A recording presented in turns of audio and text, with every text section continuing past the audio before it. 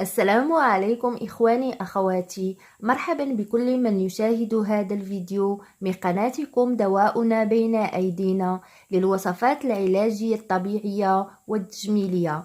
كيف أحوالكم؟ أتمنى أن تكونوا في أحسن الأحوال وفي صحة جيدة إن شاء الله. اليوم سأشارككم وصفتي الخاصة للتخلص من السعال، سواء السعال الحاد أو الجاف أو الخفيف. أولا، إذا كانت أول زيارة لكم للقناة، أتمنى منكم إخواني أخواتي الاشتراك وتفعيل الجرس ليصلكم كل جديد القناة.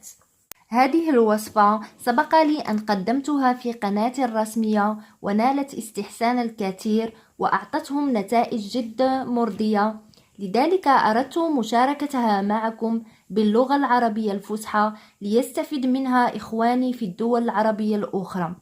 فهذه الوصفة نصحني بها صديق العائلة ومنذ استعمالها لم أستغني عنها. فهذه الوصفة بمكون وحيد مذكور في القرآن الكريم، وسبحان الله الذي جعل الدواء في أبسط الأشياء. هذا المكون هو الزنجبيل أصدقائي. فوالله عند تجربتكم هذه الوصفة لن تحتاجوا لدواء من الصيدلية، وعند الاستعمال الأول ستلاحظون الفرق. فالزنجبيل له عدة فوائد علاجية سأذكر باختصار، وإذا أردت الوصفة مباشرة يمكن تمرير الفيديو. من فوائده: يعالج نزلات البرد، وله خصائص طبيعية مضادة للالتهابات، يقوي جهاز المناعة، ويعتبر مسكن طبيعي. المكون الثاني هنا سوف نحتاج إلى الحليب، فالحليب يلطف ويلين الصدر. والمكون الأخير سوف تحتاجون إلى العسل.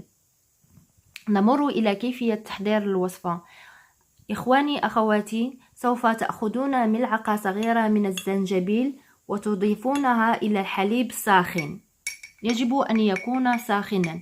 وبالنسبة للزنجبيل يجب أيضا أن يكون زنجبيل بودرة ليس بالطازج. سوف نقوم بإضافة ملعقة صغيرة من العسل إلى الحليب والزنجبيل بودرة،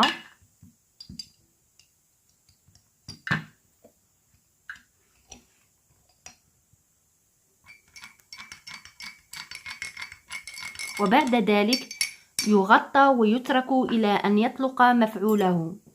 بعد أن يدفأ، طريقة الاستعمال: ستأخذون مباشرة كأسا من الحليب وتخلدون إلى النوم. فهذه الوصفة صالحة لأصحاب الربو وأيضا الأطفال، وهي جد ممتازة تخلصك من اليوم الأول من السعال الحاد والجاف.